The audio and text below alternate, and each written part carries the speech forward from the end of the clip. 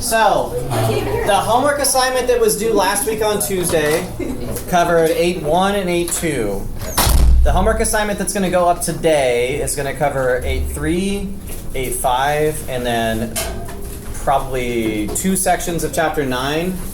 Like whatever, 9.1 through 9.5, which are the sort of computational sections of chapter 9. And then there'll be another assignment that is not due, but just homework exercises that might show up, right? Because we're going to go through quite a bit of chapter 9, which is about systems, but there's not really enough time to smash 2 whole homework assignments in between now and the end of the quarter. So what we're going to be studying is, for the next 2 weeks, basically, is how the linear algebra side of this and the differential equation side come together in systems of differential equations. So chapter 9 generally is about first order linear systems. And the way this is going to go today is I'm going to kind of briefly cover the main ideas of sections 9.1, 9.2, and 9.3, which are mostly vocabulary and notation. And then we're going to talk about 9.4, which is where we actually start using linear algebra to solve systems of equations. So, to begin with 9.1, this is just first order systems. So I'll start with a definition.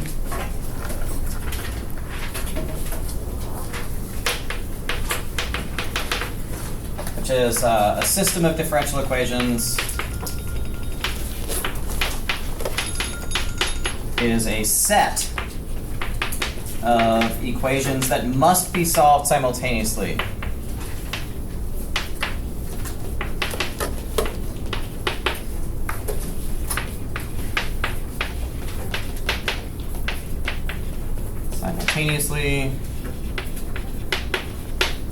And the solutions, I will point out here, solutions to these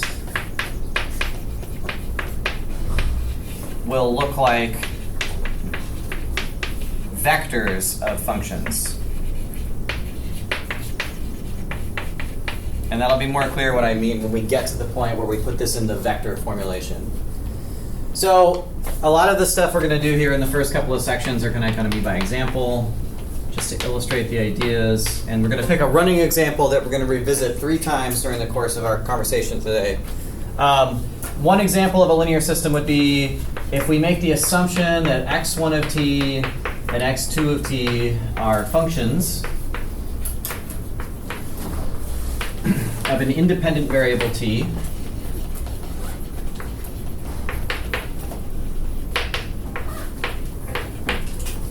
Oftentimes we think of t as time in the differential equation, so time is the independent variable that's driving the rest of the system.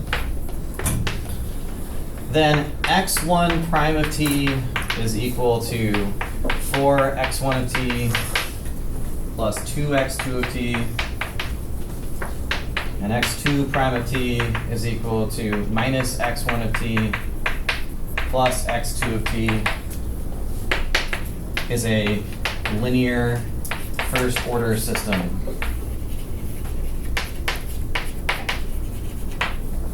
I will also point out that this particular system of equations we use the word coupled to describe. This is a coupled equation because each of the equations depends on both variables. There's feedback happening here.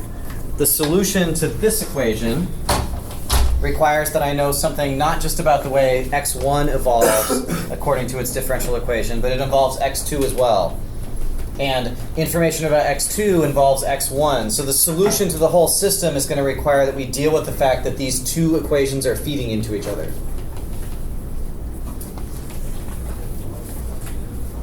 So one application, I guess I could point out what the solutions look like. So in the non-vector formulation of this, in the non-vector formulation, I'm going to tell you that the general solution to this looks like the following.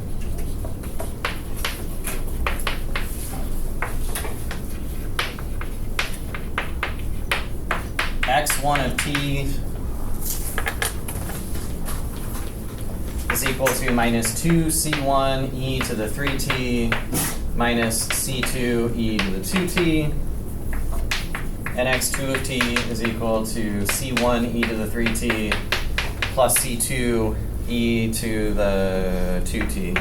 And one point that I want to make here already is that your impulse is probably to say, well, that's an arbitrary constant. Why do I have this -2 stuck here? Why can't I just jam it together? But the point is, it's the same C1 in both equations. So if you change this constant, you would also have to change that one. So we can't just like smash arbitrary constants together in the way that we could if we just had a single equation where there wasn't combinations happening between two different types of solution.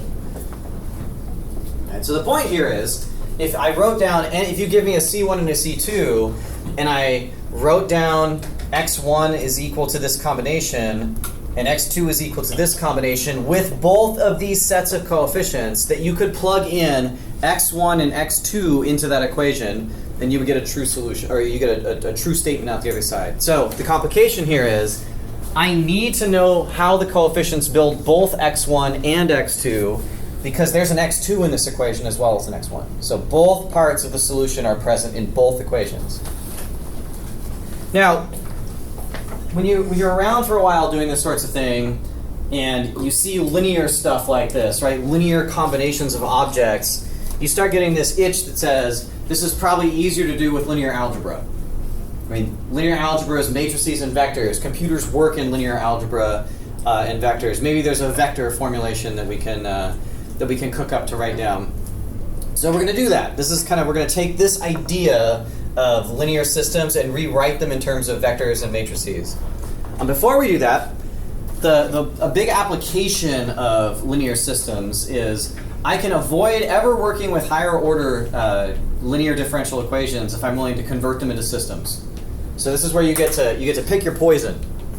If you like auxiliary polynomials and factoring things and cooking up solutions in terms of like finding null spaces or whatever, then you can write down, say, I'll give you an example here. So I'm going to reduce the equation y double prime plus 3y prime plus 2y is equal to 0 into a linear system, into a first order linear system.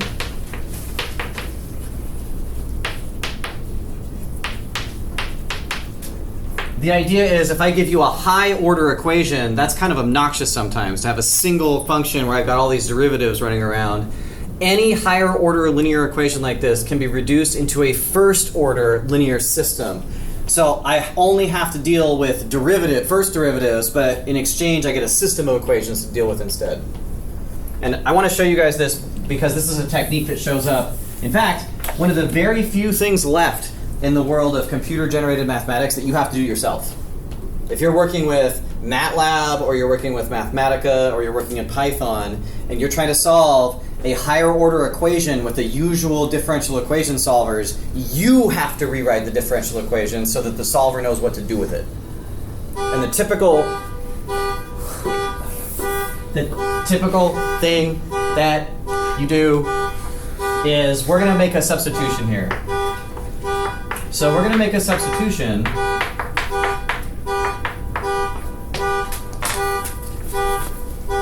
that looks like x1 is equal to y and x2 is equal to y prime.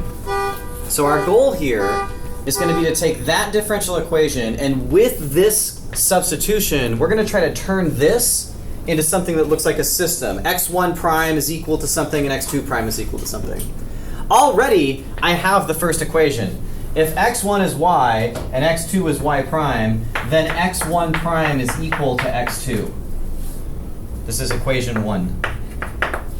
So the substitution itself tells us that the derivative of x1 is y prime, but that's also equal to x2. So notice, this is a linear equation in x1 and x2. If I now take these substitutions and I go up here to this equation, well, this y double prime right here, that's x2 prime. x2 prime. And now, if I want to turn this into a system, a first order linear system, I need x2 prime solved in terms of x1 and x2 with no derivatives. So I'm going to rewrite this as x2 prime plus 3 times x2 plus 2 times x1 is equal to 0. So I'm substituting out the derivatives of y and in these sort of artificial new variables. And if you solve that equation for x2 prime, you get x2 prime is equal to minus 2x1 minus 3x2. So the point is, solving this equation, which takes a different set of techniques and a numerical solver may not be happy to work with, is the same as recoding this equation into this system of equations. And if you can solve this equation, you know the solutions to this one. So the techniques that are typically at play here are going to be eigenvalues and eigenvectors, what we're going to see. And the techniques at play up here are those sort of auxiliary polynomials. Solving the roots of the characteristic equation. Okay, and the reason that we learned that I'm showing you that this exists is because the first time you sit down with MATLAB and you try to ask it to solve a second order equation, it's going to yell at you and tell you to put it into a system of first order equations. Also, you should learn MATLAB if you're going to like be out in the world and not just like figure all of your engineering is going to be in terms of Excel for the rest of your life. Like, learn MATLAB if you get the chance to learn MATLAB. It's a good thing to have in your resume. Even if Claude or ChatGPT is creating the code, you damn well be able to read the stuff it's making. So, all right. So, I think that systems of equations are obnoxious unless they're written in terms of linear algebra. So the very first thing we're going to do is we're going to immediately throw this away and replace it all with a matrix formulation instead. So that's 9.2. That was everything from 9.1. Here's what I care about from 9.2. So 9.2 is called the vector formulation.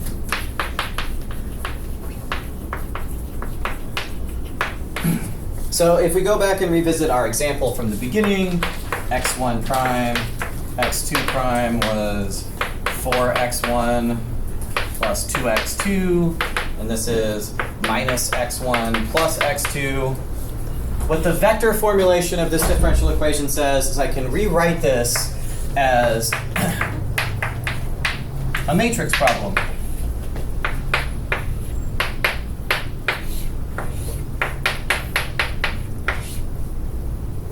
And I haven't changed anything here.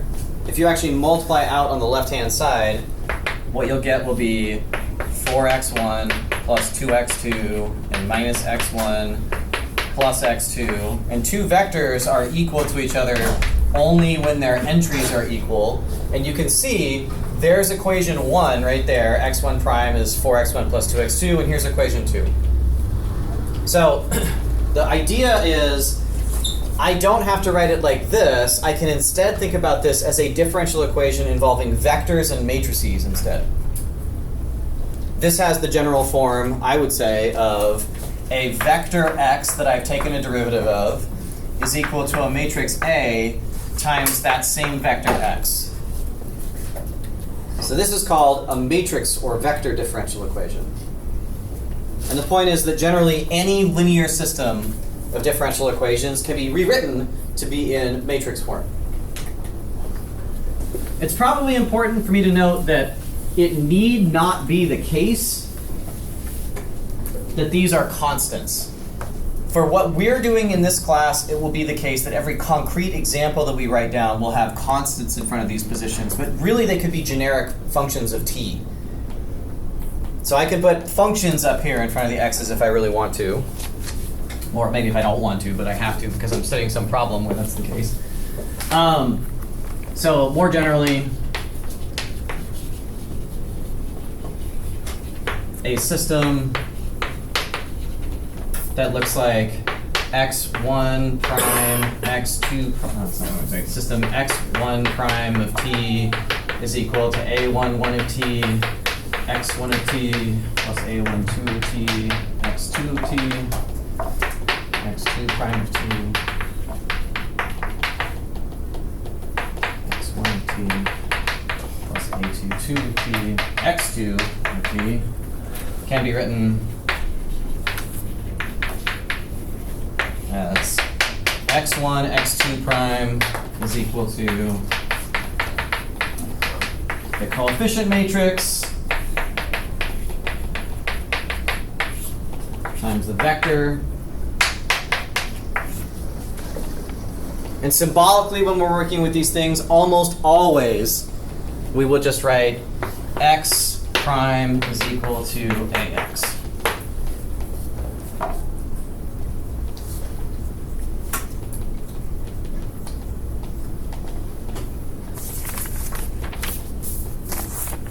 Okay, so solutions to vector differential equations must be vectors. Solutions to scalar differential equations were scalar functions. Solutions to matrix differential equations have to be vectors. So for example, I guess maybe we'll continue our example yet. So there's a theorem that says that you can tell how many linearly independent solutions you need by looking at the size of A. So we're going to need a new version of a way to check linear independence of vectors of functions. Yep. If it's a second order, is there always just two x variables? So the order. Well, okay, we got to be careful about order. Order measures the number of derivatives. Yeah. So when I say second or first order, I mean how many derivatives were taken. This is a first order system because there's one derivative. So I would describe this as a 2x2 first order system. I'm talking about the x and x1 and x2. Mm-hmm. If there's only two of them, it was a second order. No, this is the fact that it's a two-dimensional system is the way you would call this, right? So this is a two-dimensional first order linear system. But the original equation had to be second order, or do you not know that based No, on the variable? no, because you would know from here, right? So that equation that we wrote down where we had x1, x2 is equal to, what was it, 4, 2, minus 1, 1. Is that the right matrix? Times x1, x2. The systems that this came from, plus 2x2, and x2 prime is equal to minus x1 plus x2. The system that came from is called a 2D system because it has two functions as the solutions, right? An x1 and x2. The order specifically just refers to the number of derivatives that were taken in the system. So this is a first order system because there's only first derivatives. Are we ever going to have to translate it from that to a higher order equation? You can if you can go backwards. We're not going to make I'm not going to emphasize that at all in here. I'm just saying that's something that needs to be done and that you can run it backwards. Everything we're going to be doing is just now going to be focused on how to solve this specific type of problem. And we're not going to start with like a third order. No, so a third order, a higher order linear system, like a third order problem, would turn into a 3x3 first order system. Because it would have up to. Because there'd be up to three independent solutions. Got it. Okay, so generally, a system x prime is equal to ax, that is a vector differential equation, will have general solution, so with a being n by n, has general solution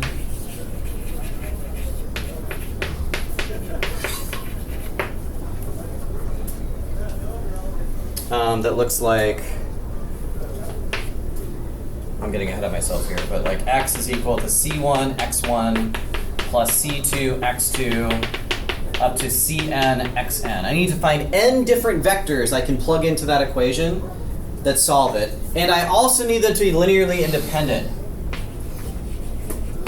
where x1 up to xn, which are vectors of functions, are linearly independent.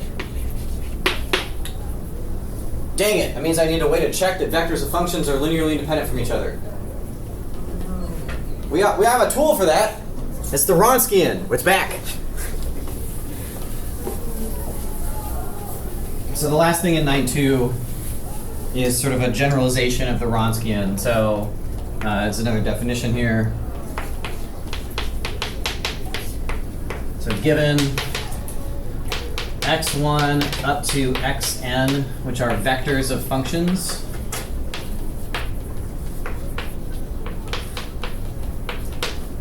the Ronskian of x1 up to xn, which is going to be a function of t, is just equal to the determinant of the matrix that has those as columns.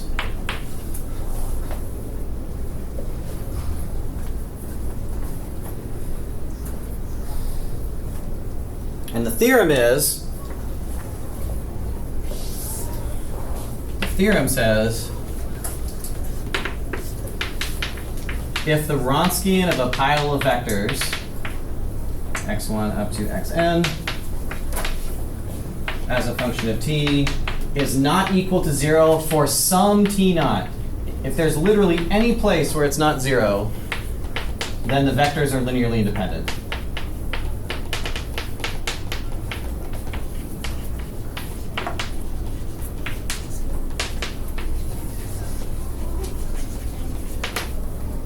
Let's do a quick example.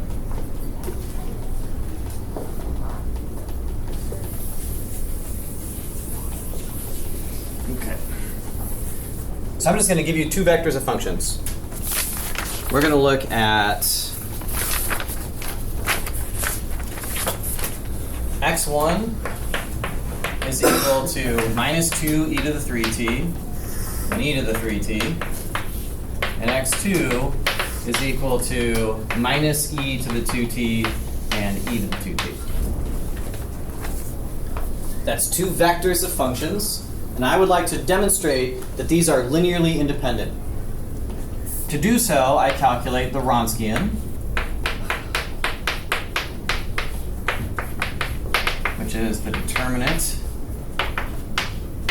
You see, you don't even have to take derivatives this time. You can just plug the columns in.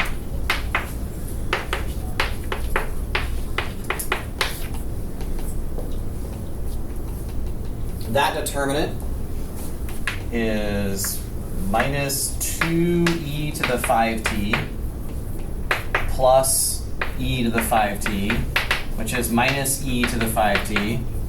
And I guarantee you I can find lots of values of t where that's not 0. So since the Ronskian is this function, and that function is never 0,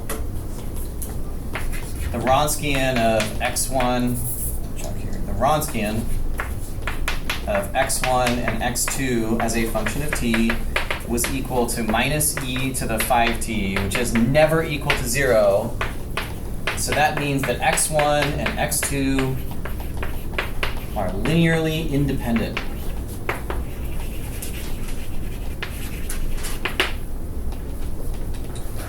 If you're curious about the connection between this version of the Ronskian and what we learned before with the derivatives, we learned the Ronskian in the context of higher order systems.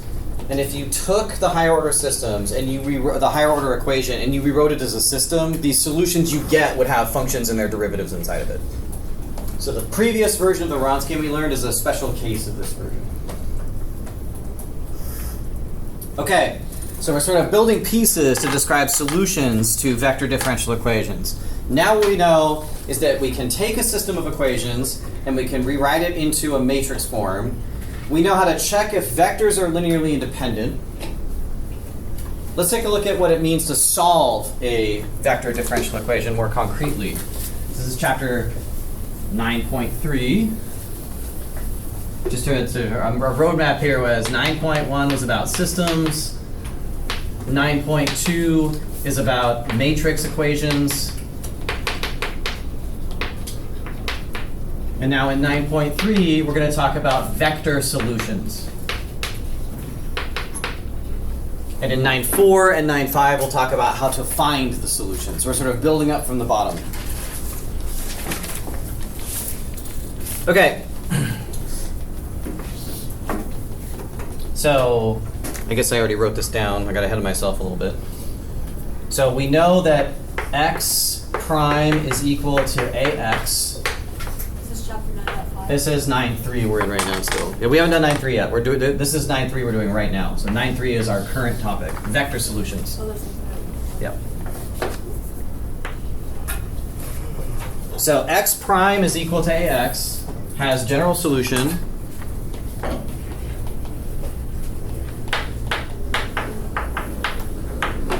x is equal to c1 x1 plus c2 x2 plus cn xn,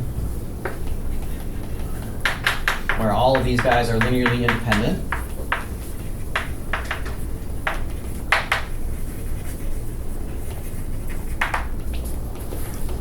So let's write one down. I'm going to keep those vectors up right there. If you like, you can imagine I erased them and then rewrote them so you can start that part of your notes again. So I'm going to make the following claim, that this system of equations, x1 prime, x2 prime, is equal to 4, 2, minus 1, 1 times x1, x2 has x1, the vector x1 and the vector x2 as solutions.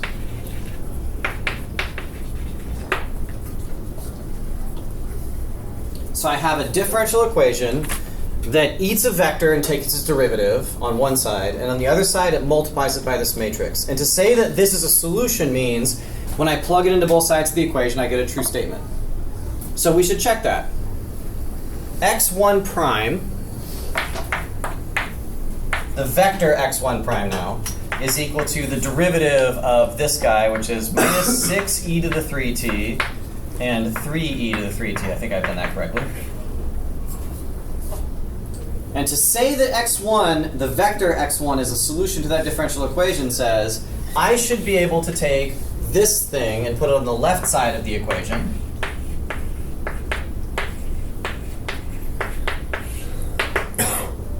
And on the other side, I should be able to multiply by the original vector. And that those are supposed to be equal to each other. Vectors of functions form solutions when I can plug them into both sides of the equation and I get the same thing out. Let's see. It's not so hard to multiply by a matrix at this point, hopefully. So we're making the claim that minus 6e to the 3t and 3e to the 3t is equal to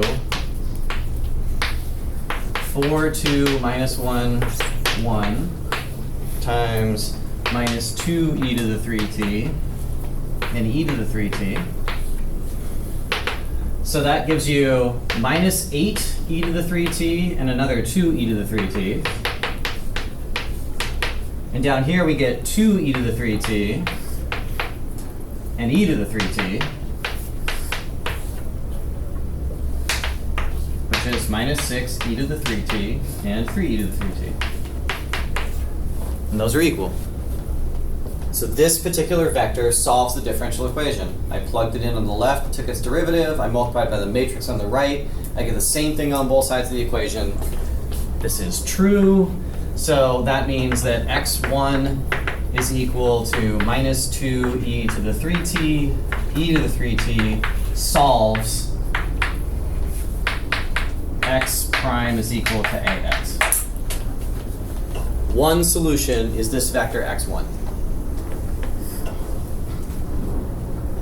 Notice I haven't done much more here than I did it in the scalar case, right? If I write down y prime is equal to 2y and you put in e to the 2x, you're just seeing if you plug in e to the 2x solves the equation. You look skeptical. Did I do something wrong? No, I think I'm confused. What by what? How did you... Hang on, can you walk me through the multiplication of the matrix real quick? Yeah, so it's 4 times minus 2e to the 3t plus 2e to the 3t. Okay, yeah. And then minus 1 times 2e to the 3t plus e to the 3t, right? Dot product of row with column. I just did something wrong. Okay. And you haven't explained how to get the solutions yet. I have not explained where they come from yet. That's the last step, yep. So, in this case, your x1 and the x2 was negative 2e to the 3t and e to the 3t. Yeah. So yeah, without the functions that sit here and here. So there's two different sets of x1 and x2. Yeah, the book does this all the time because it separates vectors from the things that are in the vectors, Oh, right? wait, so those were part Yeah, of the because two when you separate first equations, right? wrote this down, I was like, so you have. I thought the x1 prime inside that vector was that. So Yeah. vectors and If you don't like the book, I'm doing this because this is the exact notation that the book uses for this. If you prefer, you could think about this as f1 and f2. They're the functions that live inside we're thinking about the whole vector as the solution to a matrix equation. So a more proper way to write this would be.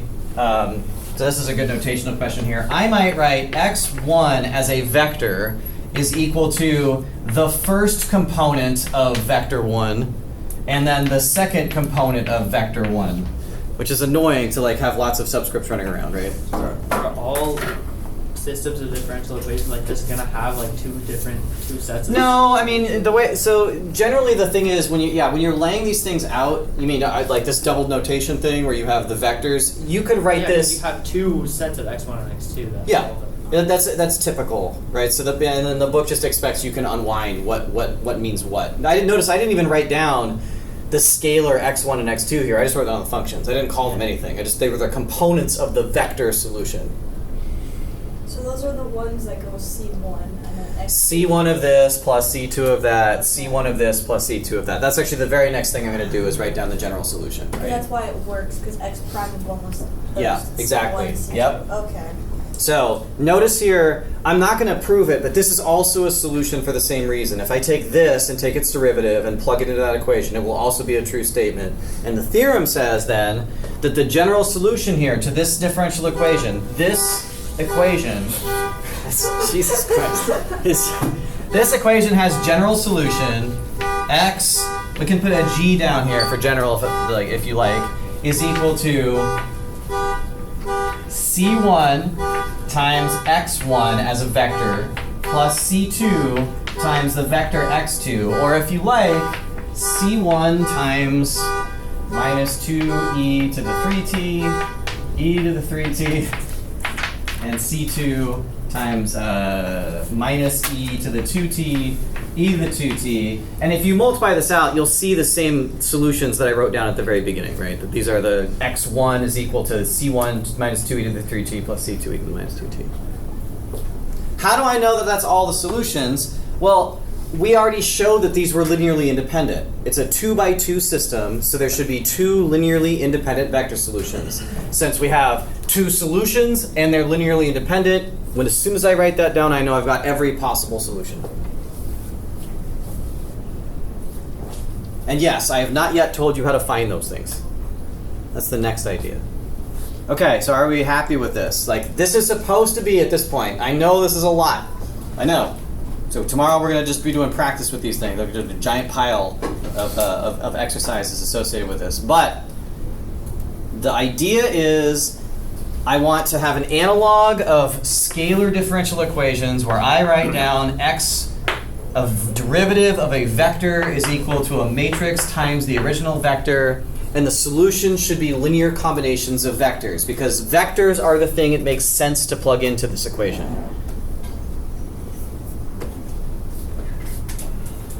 All right. So, I guess I should probably tell you how to find the solutions. That seems like a reasonable thing to do. So where did this x1 and x2 come from?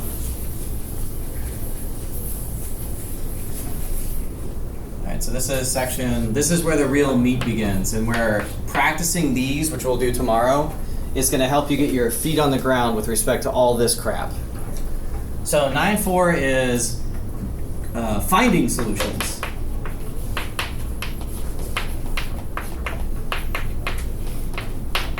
To x prime is equal to ax when a is diagonalizable. So it's a square root. No. These systems are always presumed to be square, always. But remember, not every square matrix is diagonalizable, right? There's the defective ones. So this is how you solve a problem when the matrix isn't crappy. Unfortunately, in practice, many matrices are crappy. All right. Well, the easy thing to do would be to give you an example where I just give you a problem built out of a diagonal matrix. Right? So if I gave you a matrix, say D, and D was equal to the matrix 5, 0, 0, 0, minus 3, 0, 0, 0, 10. There's a nice diagonal matrix. And I wrote down a vector differential equation built out of that. x1 prime, x2 prime, x3 prime is equal to 5, 0, 0, 0, minus 3, 0, 0, 0, 10 times x1, x2, x3.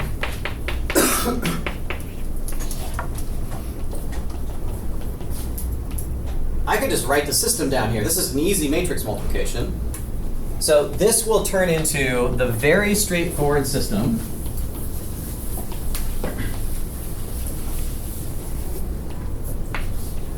x1 prime, x2 prime, x3 prime is equal to 5x1s minus 3x2s and 10x3s. Or if you like, remember those are all functions now. x1, x2, x3 are functions of t.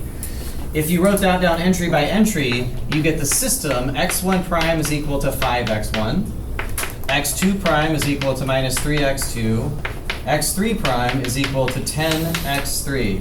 None of these equations involve any other variables except for the function you're taking the derivative of. The function about x1 has only x1s. The function about x2 has only x2s. The function about x3s has only x3s. We call systems like this decoupled. The idea is there's no feedback between the functions in this case. They don't see each other at all. There's no role that x3 plays in the solution to what's happening with x1. You could just eyeball the solutions to this. Hey, what's a function that when I take its derivative I get 5 times the original function? e to the 5t. Okay, so x1 is going to be any multiple of e to the 5t. Any multiple I want. Free choice. You put a 2 in there, it doesn't matter. How about x2? A function that when I take its derivative I get negative 3 out. C1, C2. I have a different choice possible, right? I could pick any other multiple of this function that I want. So c2 times e to the minus 3t. And x3? C3 e to the 10t. These simple linear equations in this setup, you can solve, if you really want to, you could do separation of variables or an integrating factor, or you could just look at it and say, if I ask you to give me a function that is equal to, that's derivative is 5 times the original function, it must be exponential. Okay, so this particular problem has a very easy solution. If this matrix was diagonal, it is dead easy to write down what the solution to this equation is. Everything in this equation has the form x is equal to c1 e to the 5t, c2 e to the minus 3t, c3 e to the 10t. How about it's easy to say if only every problem was diagonal.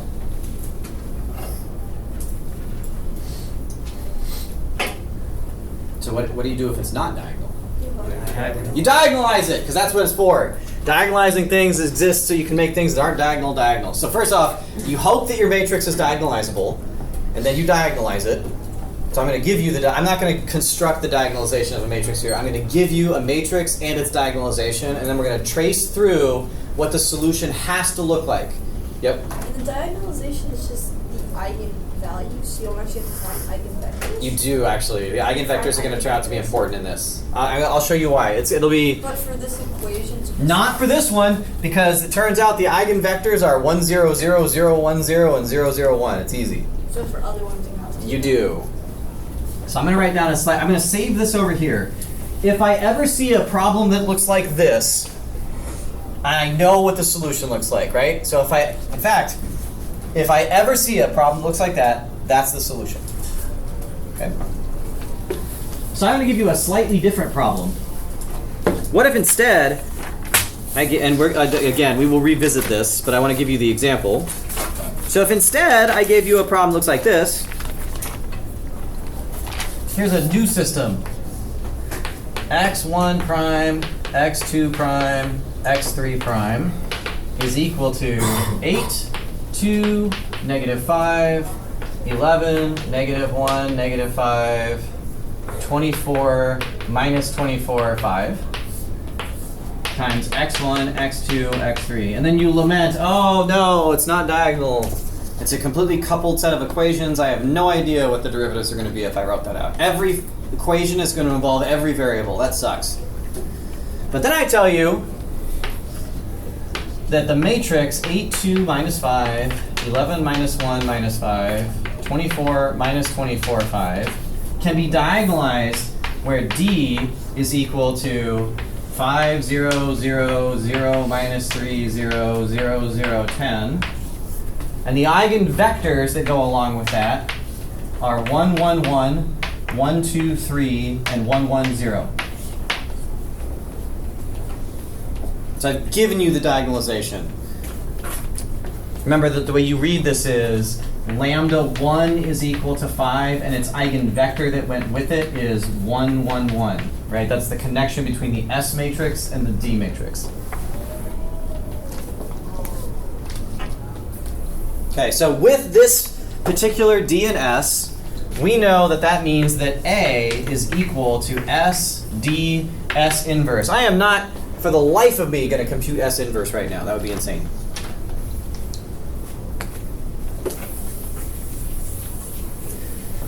So the whole point of diagonalization is I can just plug it into the original equation. If I think of this problem as being x prime is equal to ax, x prime is equal to ax, that's the same as x prime is equal to s d s inverse x. So I replace A with its diagonalization. And I'd really like to turn this into a problem where I can use that diagonal matrix. And I can get the diagonal matrix by itself if I multiply it on the left by S inverse. S inverse of x prime is equal to d S inverse x. And it's not hard to show that that turns into this. S inverse applied to x prime is equal to d times S inverse applied to x. Why would you make it so S was the only one you were using? It's gonna the S inverses are gonna disappear, I promise. Oh. So I'm gonna observe that same vector, a matrix times a vector is a vector. That same vector is on both sides of the equation. S inverse x is on the right of the equation, and it's also on the left. So we're gonna pull a fast one, and I'm gonna call that vector y. I know I have a new equation. It's a substitution, right? I'm making the substitution. Anytime that you see an S inverse x, just call it y. I'm allowed to do that. I can rename things if I feel like it. And what does that get us?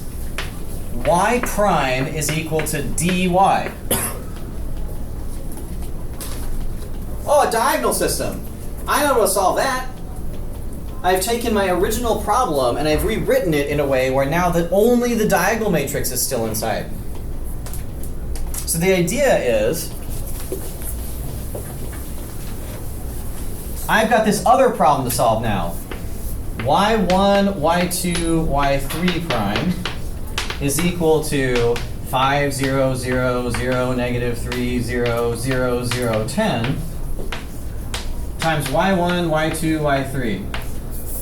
I bet you can tell me what the answers are to that differential equation. It's diagonal. So what is y1, y2, y3 equal to? C1. C1 e to the 5t, because that's this equation. y1 prime plus 5 is equal to 5y1. Which is that y prime of y? No, this is the actual solution now. This has the derivative inside of it. Just so I'm not totally confusing here. If you multiply this out just like before, you get y1 prime is 5y1, y2 prime is minus 3y2, y3 prime is equal to 10y3, and that system of equations is solved by y1, y2, y3 is c1 e to the 5t, c2 e to the minus 3t, and c3 e to the 10t. Wait, why do you need the constants? Because I need the general solution to this equation, right? So these functions specifically solve it, but if I want every possible solution, I need to take multiples of those things as well. So I have specific solutions, e to the 5t, e to the minus 3t, and e to the 10t, but the general solution is any multiple of these things. I have a free choice of multiple to stick in front of each of these functions, and it will still solve the equation, right? If I put 1000 e to the 5t into this equation, that 1000 will be on both sides of the equation, it will cancel out. So I can multiply that e to the 5t by any number I want, and I still get a solution. So if I want to describe all of them, I need 3 different choices of parameter. Oh, but I've solved the wrong problem. Now you have to multiply by S. Now, since I know that y is equal to S inverse of x, if I want to know about x, I have to solve the problem x is equal to sy. So I did the substitution to solve the problem, and now I'm going to undo the substitution to figure out the original solution to the problem. Okay, so last step.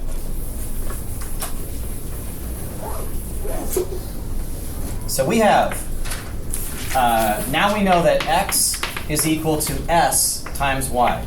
But I know what s is. S is a matrix of eigenvectors.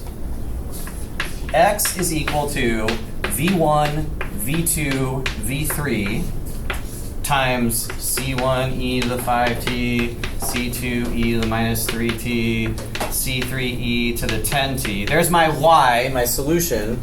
And symbolically, if you write out what this multiplication does, x turns out to be equal to c1 e to the 5t times the vector v1. These two things multiplied, plus c2 e to the minus 3t times the vector v2, plus c3 e to the 10t times the vector v3. This works every single time. We don't need to do all of this grinding that we're doing here, this math to arrive at this point. This works for any diagonalizable matrix. You solve the diagonal system for the set of solutions, and then you just multiply them by the eigenvectors. So the eigenvalues and eigenvectors of the matrix A completely describe the solution. The last step here would be to write, notice, did I do any matrix multiplication here? C1 e to the 5t times 1, 1, 1 plus C2 e to the minus 3t times 1, 2, 3 plus C3 e to the 10t times 1, 1, 0. That technique works every time with a diagonalizable matrix.